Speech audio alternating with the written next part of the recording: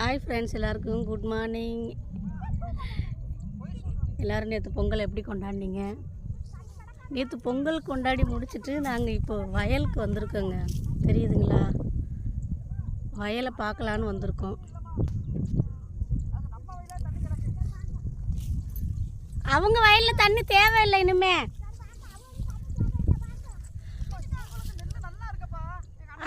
அது வேற நெல் ஏங்க, இது எல்லலாருங்க, அது சம்பாங்க.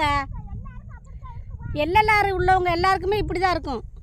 எல்லா வயலுமே நெல் வந்து பழுத்துருச்சுங்க. என் வயலில் மட்டும் இன்னும் பழுக்கலை. இது வந்து வேறு நெல். இது வந்து எல்லலாறு போட்டேன்னா, இவங்கெல்லாம் சம்பா போட்டதுனால நெல் ஃபுல்லாக பழுத்துருச்சு. எனக்கு ஒரு தண்ணி எக்ஸ்ட்ரா பிடிக்கும், அவ்வளோதான். ஆனால் அறுவடைக்கு கரெக்டாக வந்துடும். எல்லோரும் கூட நானும் சேர்ந்து அறுத்துருவேன்.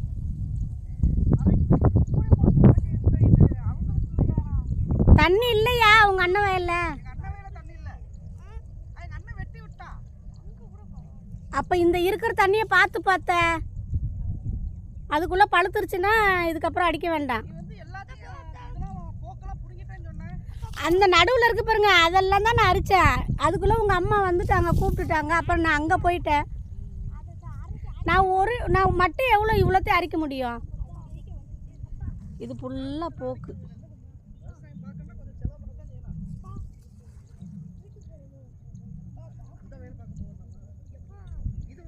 இதுதாங்க எங்கள் ஊர். எங்கள் ஊர் பிடிச்சிருந்தா லைக் பண்ணுங்கள், கமெண்ட் பண்ணுங்கள்.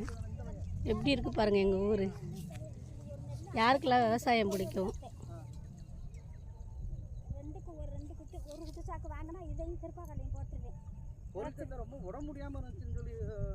யாருக்கு? ஹாய் ஃப்ரெண்ட்ஸ், எல்லாருக்கும் குட் மார்னிங். எல்லோரும் நேற்று பொங்கல் எப்படி கொண்டாடினீங்க? நேற்று பொங்கல் கொண்டாடி முடிச்சுட்டு நாங்கள் இப்போ வயலுக்கு வந்திருக்கோங்க. தெரியுதுங்களா? வயலை பார்க்கலான்னு வந்திருக்கோம். அவங்க வயலில் தண்ணி தேவையில்லை இனிமே.